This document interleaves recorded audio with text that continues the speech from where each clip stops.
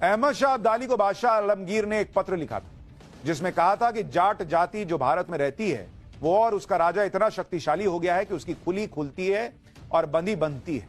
यानी महाराजा सूरजमल जो कह देते हैं वही होता है, जो ठान लेते हैं पूरा करके रहते हैं। महाराजा सूरजमल न सिर्फ दुश्मन को युद्ध के मैदान में हराने का जौहर जानते थे, बल्कि दुश्मन की बेइज्जती करने का भी हुनर उन्हें बखूबी आता था। इसलिए राजा सूरजमल ने मुगलों की निशानी ताजमहल में भूसा बरवा दिया था।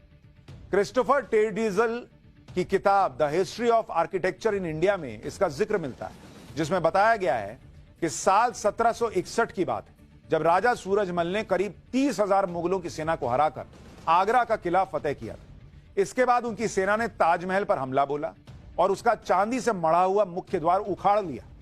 ताजमहल पर कब्जे के बाद राजा सूरजमल को सलाह दी गई कि ताजमहल को गिरा दिया जाए लेकिन महाराजा सूरजमल ने ताजमहल को गिराया नहीं, उसको अस्तबल में तब्दील कर दिया और वहां घोड़ों के लिए भूसा भरवा दिया कि ना गिराओ मत, मेरा घोड़ा यहां का रखा हुआ ताजमहल में भूसा खाएगा, भूसा भर दो ताजमहल।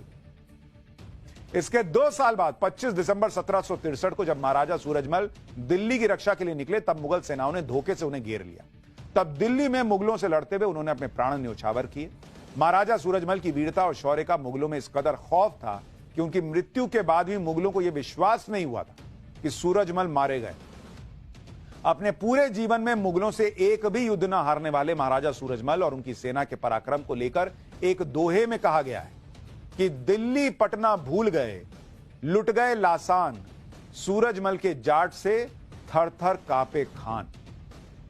महाराजा सूरजमल दुश्मनों के काल थे। मतलब आप देखिए ना बॉस, फोटो भी जो है 7 फीट का आदमी, 150 किलो वजन, मतलब मूंछ देख रहे हैं आप। लेकिन आप में से कितनों को सूरजमल के बारे में पता है? बताइए, नहीं पता, पढ़ा है ही नहीं। मुगल महान, मुगल महान, मुगल महान, कुछ और मत पढ़ो। महाराजा सूरजमल दुश्मनों के काल थे। इतिहासकारों के मुताबिक महाराजा सूरजमल कहा करते थे कि जाट मर सकता है, झुक नहीं सकता। लेकिन महाराजा सूरजमल अपनी जनता के सच्चे हितैषी भी थे, सभी धर्मों का सम्मान भी करते थे। महाराजा सूरजमल ने दूसरे धर्मों के राजाओं द्वारा बने ऐतिहासिक स्मारकों की देखभाल की। उन्होंने मुगल आक्रांताओं के ने जो जमीनें हड़पी थी वो किसानों को वापस दिलवाई।